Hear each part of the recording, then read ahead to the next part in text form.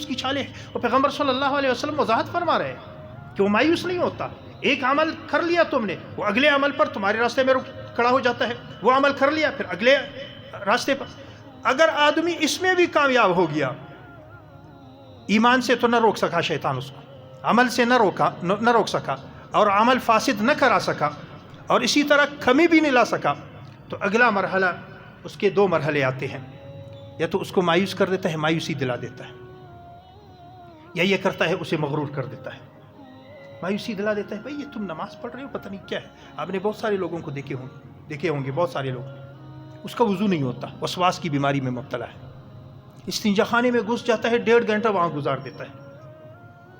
پھر آ کے وضو ہے، ہاتھ ہیں 10 دفعہ دھویا، ہاتھ کی دھلائی نہیں ہوتی، دل مطمئن نہیں ہو رہا. اور وہاں سے جب فارغ ہو گیا، کبھی کبھی جماعت مل گئی تو یہاں پر امام کہتا ہے اللہ اکبر، 1-2 رکعتیں تو اسی میں نکل جاتی ہے کہ وہ کہتا ہے اللہ اکبر، پھر نیت مانتا ہے، اللہ اکبر، پھر نیت مانتا ہے. اور اس شیطان کے وساوس کبھی اللہ تبارک و تعالیٰ کے بارے میں، کبھی قرآن مجید کے بارے میں. صحابہ کو یہ وساوس پیش آئے تھے، صحابہ نے شکایت کی. حضرت عائشہ رضی اللہ تعالیٰ عنہ فرماتی ہے ان صحابۃ شوقوا الی النبی صلی اللہ علیہ وسلم ما یجدون من الوسوسہ.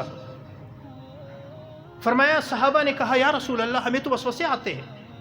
یہ شکایت سنائی پیغمبر صلی اللہ علیہ وسلم کو، اور کہا فقالوا، اور صحابہ نے کہا اے اللہ کے رسول، دل میں ایسے وسوسے آتے ہیں، ایسے وسوسے آتے ہیں، ان احدنا يحب ان يخر من السماء من ان يتكلم به. فرمایا جو دل میں وسوسے آ رہے ہیں اللہ کے بارے میں، اللہ کے وجود کے بارے میں، کائنات کے بارے میں، قرآن کے بارے میں، دین کے بارے میں، حضرت رسول کے بارے میں، فرمایا ایسے وسوسے آتے ہیں کہ ہم میں سے کوئی آدمی یہ چاہتا ہے کہ آسمان سے گروں اور ختم ہو جاؤں، لیکن یہ جو وسوسے آ رہے ہیں میں اپنی زبان پہ نہ لے آؤں. بولا ایسے وسوسے ڈال دیتا ہے، مختلف لوگوں کو مختلف وسوسوں میں مبتلا کر دیتا ہے شیطان. تو پیغمبر صلی اللہ علیہ وسلم نے فرمایا ذاک محض الایمان، فرمایا یہی خالص ایمان ہے. ابھی وہ مرحلوں سے تو گزر گیا، ایمان سے نہ روک سکا، عبادت سے نہ روک سکا، اور عبادت کو فاسد نہ کرا سکا. فرمایا ابھی وسوسے ڈالتا ہے. فرمایا جب ایسے وسوسے آ گئے تو کہو اعوذ باللہ من الشیطان الرجیم، فاستعذ باللہ، اللہ کی پناہ لے لو اس شیطان کے وسوسوں سے. لہٰذا یا تو وسوسے ڈالتا ہے، اور وسوسوں میں بہت سارے لوگوں کو بیماریوں میں مبتلا کر دیتا ہے. یقین جانیے ترس آتا ہے، رحم آتا ہے ایسے لوگوں پر جن کو وسوسے آتے ہیں. وہ ایک بندہ ہے، میرے ساتھ اس کا رابطہ رہتا ہے، اس کو یہ وسوسہ ہے میری بیوی کو طلاق پڑی ہے یا نہیں پڑی ہے. یعنی مجھے کہتا ہے میں 3 گھنٹے مسلسل بیٹھا ہوں، میرے دل میں آتا ہے کہ میری بیوی طلاق ہو گئی. 3 گھنٹے مسلسل، 5 گھنٹے مسلسل. کہتا ہے کبھی لاکھوں کے اعتبار سے، کبھی کروڑوں کے اعتبار سے، کبھی اربوں اور کربوں کے اعتبار سے. میں کہہ رہا ہوں ایک بیماری میں مبتلا ہے، وسواس میں مبتلا ہے.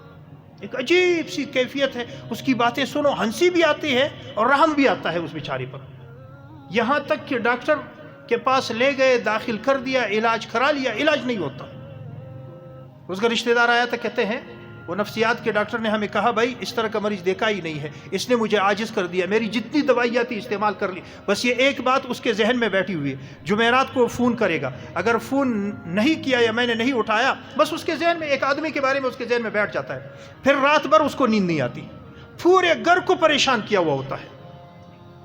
شیطانی وساوس یہ ڈال دیتا ہے. تو لہٰذا شیطان کا اگلا حربہ یا وساوس کا ہوتا ہے، یا وساوس سے گزر کر پھر غرور ہے کہ میں نمازی، میں روزہ دار، میں متقی، باقی لوگ تو سب بیچارے جہنم میں چلے جائیں گے. یہ شیطان کے دھوکوں میں سے کہ باقی لوگ تو جہنم چلے جائیں گے، نمازی تو میں ہوں، بندہ تو میں ہوں. اسی لیے پیغمبر صلی اللہ علیہ وسلم نے ارشاد فرمایا اذا قال الرجل هلك الناس فهو اهلكهم. جب کسی آدمی نے یہ کہہ دیا کہ لوگ ہلاک ہو گئے، دل میں یہ بات ہے کہ میں تو ٹھیک ہوں، میں تو جنتی ہوں، پکی بات ہے، جب مروں گا میں جنت میں داخل ہو جاؤں گا. لیکن یہ بیچارہ، یہ بھی کھڑا ہے نماز پڑھ رہا ہے، اس کا بھی دل خوش ہے کہ میں جنت جاؤں گا. یہ بیچارہ اس نے بھی روزہ رکھا ہوا ہے، یہ بیچارہ اس نے یہ بھی حج پہ چلا گیا تھا، اور یہ بھی عمرہ پہ چلا گیا تھا، اور یہ بھی زکوٰۃ دے رہا ہے. پوری دنیا کے بارے میں یہ بات ہے کہ میں ہی ٹھیک ہوں، باقی پوری دنیا خراب ہے، سب جہنم میں چلے جائیں گے، میں جنت میں جاؤں گا. پیغمبر صلی اللہ علیہ وسلم نے فرمایا فَهُوَ أَهْلَكُهُمْ، سب سے بڑا ہلاک ہونے والا یہی ہے. جس کے دل میں یہ بات آ گئی، سب سے بڑا ہلاک ہونے والا یہی بندہ ہے.